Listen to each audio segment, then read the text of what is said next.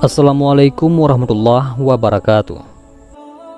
Nabi Muhammad SAW dilahirkan pada hari Senin pagi, tanggal 9 Rabiul Awal, tahun di mana pasukan gajah ingin merobohkan Ka'bah, bertepatan dengan tanggal 20 atau 22 April tahun 571 Masehi. Beliau SAW dilahirkan dari suku Quraisy, yaitu suku yang paling terhormat dan terpandang di tengah masyarakat Arab pada waktu itu. Dari suku Quraisy tersebut, beliau berasal dari Bani Hashim, yakni anak suku yang juga paling terhormat di tengah suku Quraisy. Rasulullah SAW lahir dalam keadaan yatim, karena ayah beliau, yakni Abdullah, telah wafat ketika ibu beliau Siti Aminah mengandung beliau dalam usia 2 bulan. Setelah melahirkan beliau, sang ibu segera membawa bayi tersebut kepada kakek beliau, yaitu Abdul Muthalib. Betapa gembiranya sang kakek mendengar berita kelahiran cucunya. Lalu dibawanya bayi tersebut ke dalam Ka'bah. Beliau berdoa kepada Allah dan bersyukur kepadanya. Anak tersebut kemudian diberi nama Muhammad, nama yang belum dikenal masyarakat Arab waktu itu. Lalu pada hari ke-7 setelah kelahiran, Rasulullah SAW dikhitan.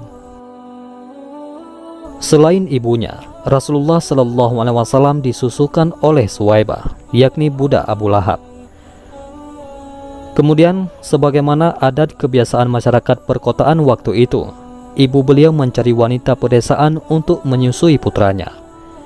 Maka terpilihlah seorang wanita yang bernama Halimah binti Abi Zu'aim dari suku Sa'ad bin Bakar, yang kemudian lebih dikenal dengan panggilan Halimah As-Sa'diyah. Sesungguhnya atas kehendak Allah jualah hingga Halimah As-Sa'diyah menyusui Rasulullah SAW ketika kecil.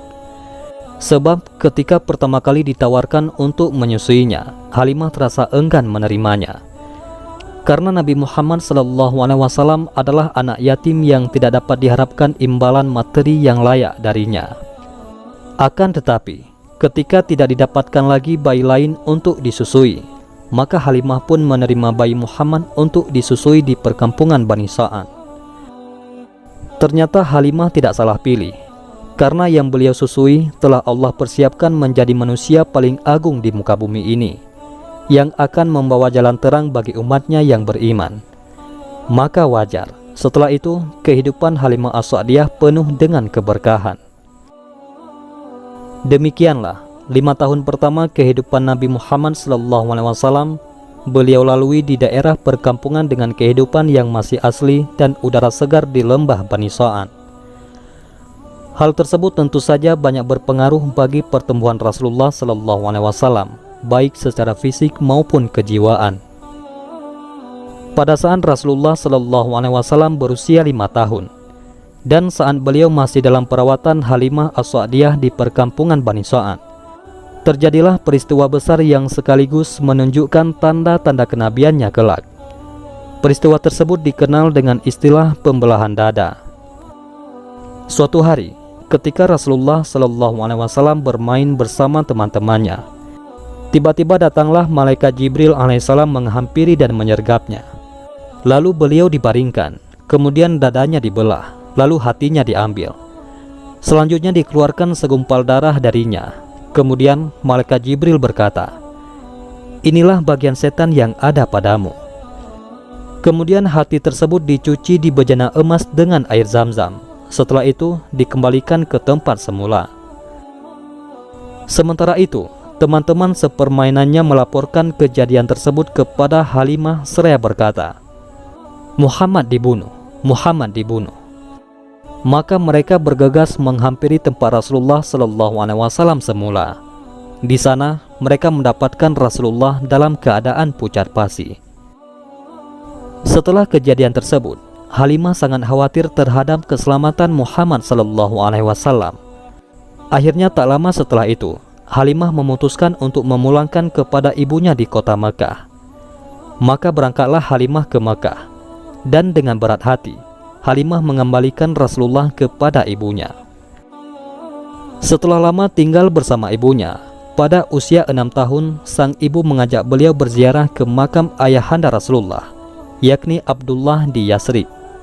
Maka berangkatlah mereka keluar dari kota Makkah menempuh perjalanan sepanjang 500 km, ditemani oleh Ummu Aiman dan dibiayai oleh Abdul Muthalib. Di tempat tujuan, mereka menetap selama sebulan. Setelah itu mereka kembali pulang ke Mekah. Namun, di tengah perjalanan, ibu beliau, yakni Siti Aminah, menderita sakit dan akhirnya wafat di perkampungan Abwa yang terletak antara kota Mekah dan Madinah. Sang kakek, yaitu Abdul Muthalib, sangat iba terhadap cucunya yang sudah yatim piatu di usianya yang masih dini. Maka dibawalah sang cucu ke rumahnya, diasuh dan dikasihinya melebihi anak-anaknya sendiri. Pada saat itu, Abdul Muthalib memiliki tempat duduk khusus di bawah Ka'bah. Tidak ada seorang pun yang berani duduk di atasnya, sekalipun anak-anaknya. Mereka hanya berani duduk di sisinya. Namun, Rasulullah SAW yang saat itu masih anak-anak justru bermain-main dan duduk di atasnya. Karuan saja paman-pamannya mengambilnya dan menariknya. Namun ketika sang kakek melihat hal tersebut, beliau malah melarang mereka seraya berkata, "Biarkan dia, demi Allah, anak ini punya kedudukan sendiri."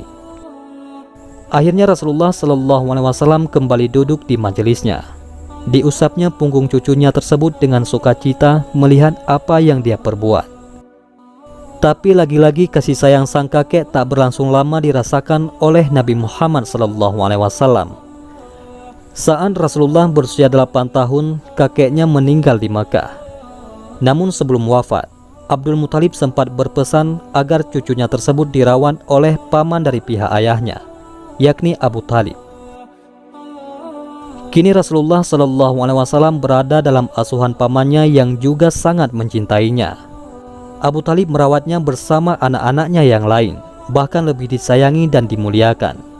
Begitu seterusnya, Abu Thalib selalu berada di sisi Rasulullah SAW, merawat, melindunginya dan membelanya, bahkan hingga beliau telah diangkat menjadi Rasul. Hal tersebut berlangsung tidak kurang selama 40 tahun. Pada saat Rasulullah SAW berusia 12 tahun, Abu Thalib mengajaknya berdagang ke negeri Syam. Sesampainya di perkampungan Busra yang waktu itu masuk wilayah negeri Syam, mereka disambut oleh seorang pendeta yang bernama Buhaira.